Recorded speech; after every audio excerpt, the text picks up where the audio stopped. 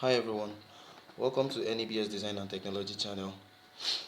Today we'll be constructing the ellipse using the rectangle or intersecting lines method. The intersecting lines method is also known as the rectangle method of construction of ellipse. We have other methods like the concentric circle method. We also have the approximate method. We have the foci method, that's the use of focal points to construct the ellipse. We also have the Trammell method. In other videos, you'll be having all this method being demonstrated for you to understand. But in this particular video, we'll be considering using the rectangular method. It is also known as the intersecting lines method. So whichever you want to use, intersecting lines method, rectangular method.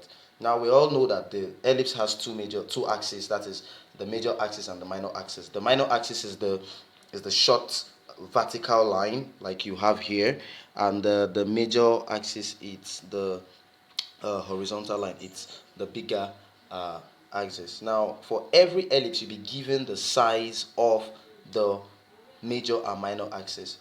Now if you're using the rectangular method, you'll be given the major axis as well and the size of the dimension of the minor axis. You now use that dimension to create your rectangle. So for this particular video, let's make use of minor axis to be equals to let's take 60, while the major axis would be equal to 120 mm, that's millimeter. So quick one, let's call out our major axis. So our major axis, the total length is 120. So you measure out your 120 on this. So I'll need to extend this because it's not up to that.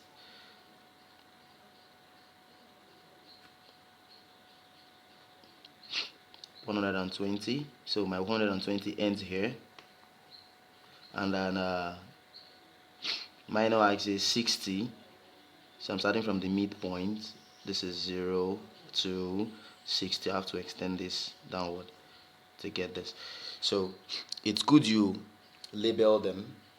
So let's call the major axis AB and the minor axis CD. So A, B, and minor axis C, D. Now what is expected of us is to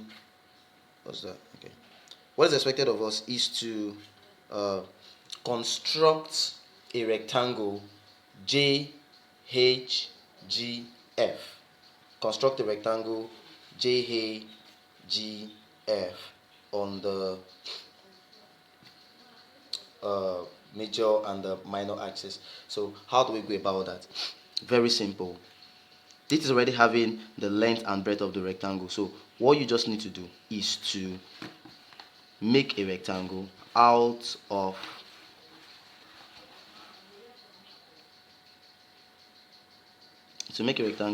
this. So let's make a rectangle out of this. I have my template already.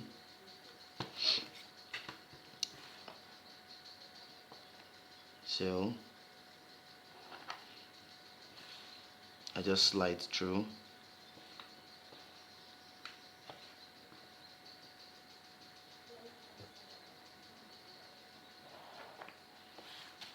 So I'm trying to construct my rectangle already.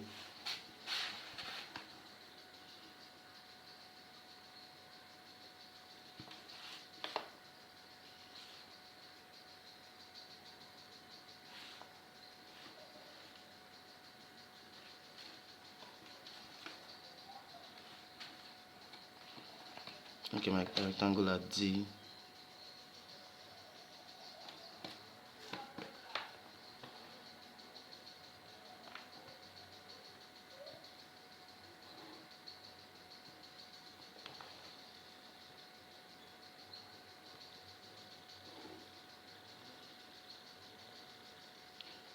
Are you seeing that?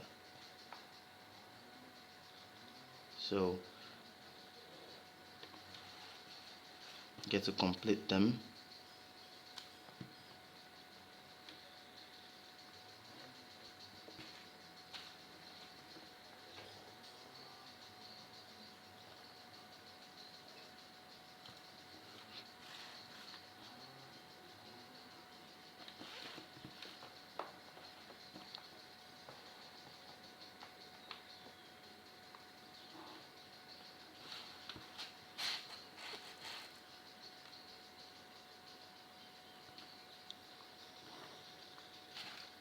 So this is the rectangle that is measuring 60 by 120. So by the time we finish constructing our ellipse, it will be inside, it will not exceed this borders of the rectangle. So we can just clean out the excess lines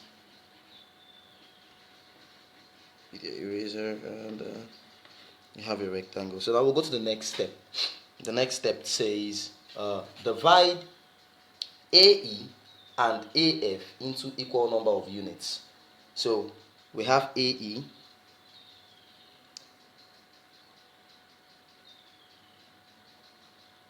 that's okay, our rectangular we here too, so we have A, B, C, D.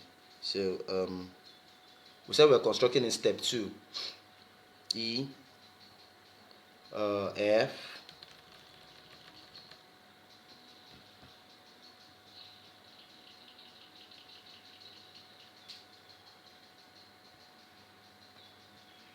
let's call this E, F, call this G, call this H, call this J. Okay, I'm labeling this according to the e-note that was sent on the portal. So please, as you view this video, do well to follow up on your e-note so that you will understand what I'm trying to do properly. So constructing that, we're going to the next step. Okay, the next step says divide EE, that's step 3 now. AE, divide AE and AF into equal number of units. So if they give us an example, we should use 4. Okay, but I'll make it real simple here. Instead of using 4, I'm having 60. Instead, we should divide AE into equal number of units. And then they give us an example, e.g. 4. Yes, 4 is good. It makes the point of intersection very close for us to easily get our points. But with 60, and because of time, you can as well reduce it to 3. And your intersections will be far from each other, but if you do it rightly, you will still get the same result. So let's divide EA into 3 equal parts, and that is going to be, if EA is equals to 60, A equals to 60, if you're dividing into 3 equal parts, then we went to 20, 20, 20 mm. So we have the first point, the second point, and the third point. Okay, so that is EA. So we'll repeat the same thing too for this other end. 20, 20, 20. So your number to be 1, 2. Net number this to be 1, 2. Now we'll as well divide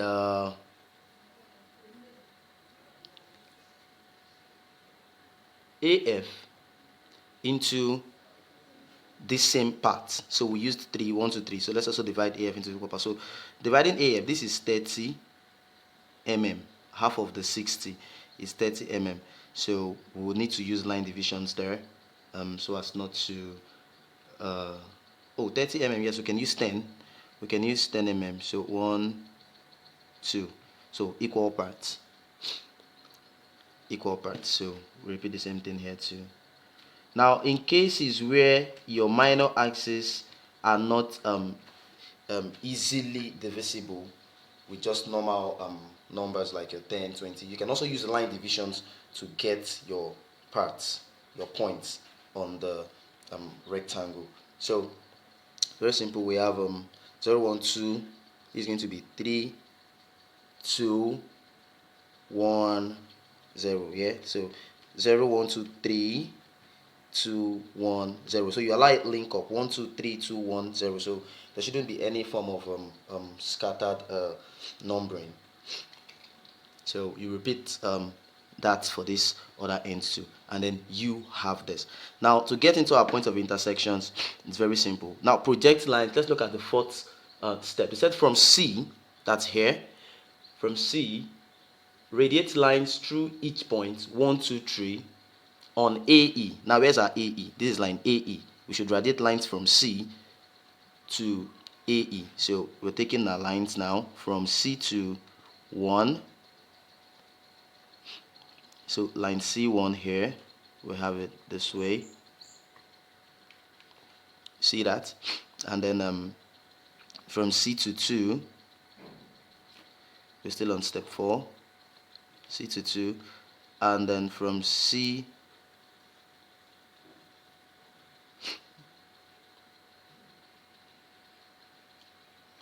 okay, we're done with that. C to 1, C to 0, C to 1, C to 2, and we also radiate it to from C to EB 2. So whatever I'll do to the right, also do to the left part of the box. So we have it this way.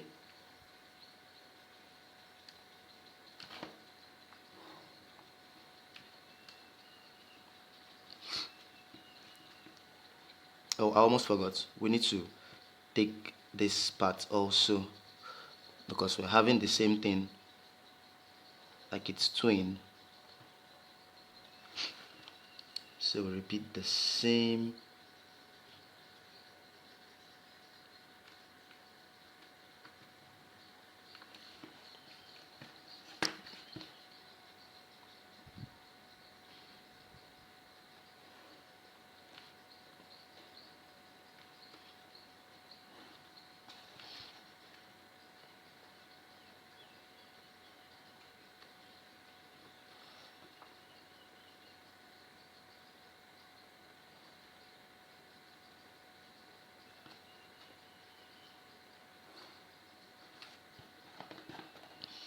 Okay, we have it this way. So the next step says from D, radiate lines through the same point, that is 1, 2, 3, 4 on AE. So from D on AE, we are radiating lines through this point. And what are we doing? So it means that if we radiate lines from D to through 1, it will have to intersect with line 1 coming from C this way.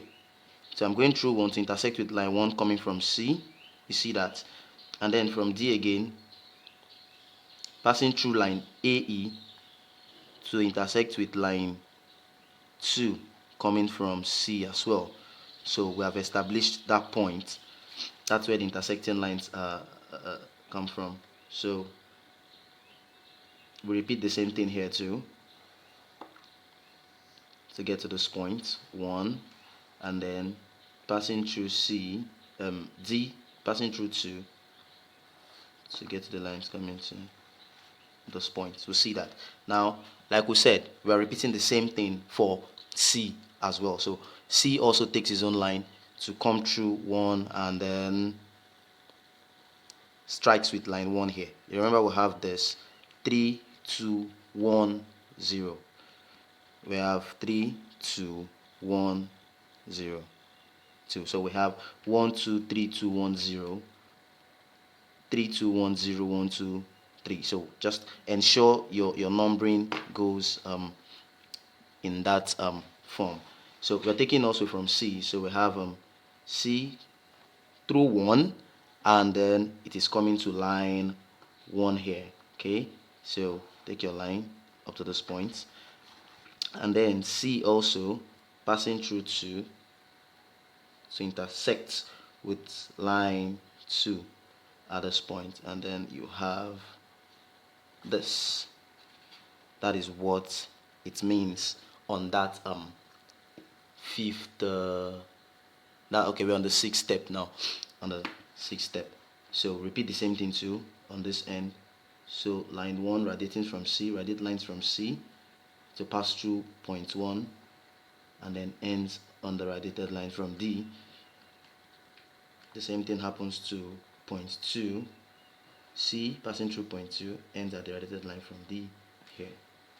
So these points of intersect are the points that the circumference of our ellipse would pass through. So I don't have a. So what you need now is the French curve to join these points together. So you can use your French curve to join these points together.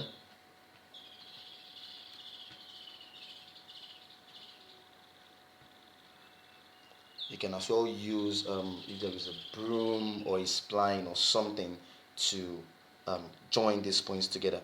And then if your hands are perfect and you can create a matured curve, you can as well get to trace the points. You can also get to trace the points very carefully. So I get to trace the points very carefully to get what you want for the ellipse. So like I'm doing now.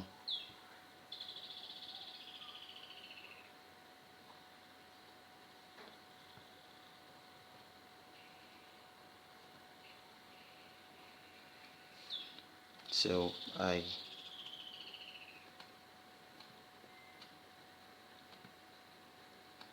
don't have a spline here and a French curve, so I'm just trying to trace out my ellipse, and then here it is. You can easily now outline, passing through this point, passing through this point,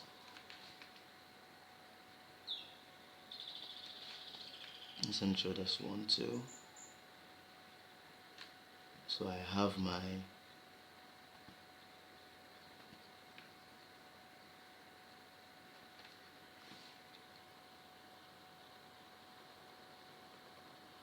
so usually it comes out well when you make use of your French curve.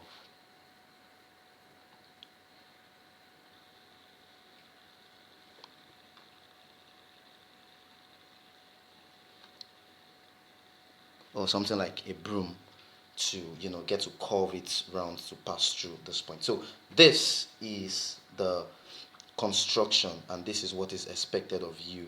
Like I said, go through the first step. I'll just go through the process again. Get your minor and then your major axis, develop your rectangle, and then make all the necessary divisions according to the step, following the steps that we used earlier. Ensure you label them properly so that you will have your lines going through the right points, and then you carefully curve out your ellipse. So this is the rectangular method of constructing the ellipse. So that's the rectangular method, or you can also call it the intersecting line method. Intersecting line method. So if you're being asked to construct an ellipse given the major and the minor diameter, you can construct it using this rectangular method. This is how you go about constructing it for the rectangular method. So thank you very much. Other videos will be showing how to construct using the concentric method, the focal point method, and the triangle method. Thank you so much. Bye.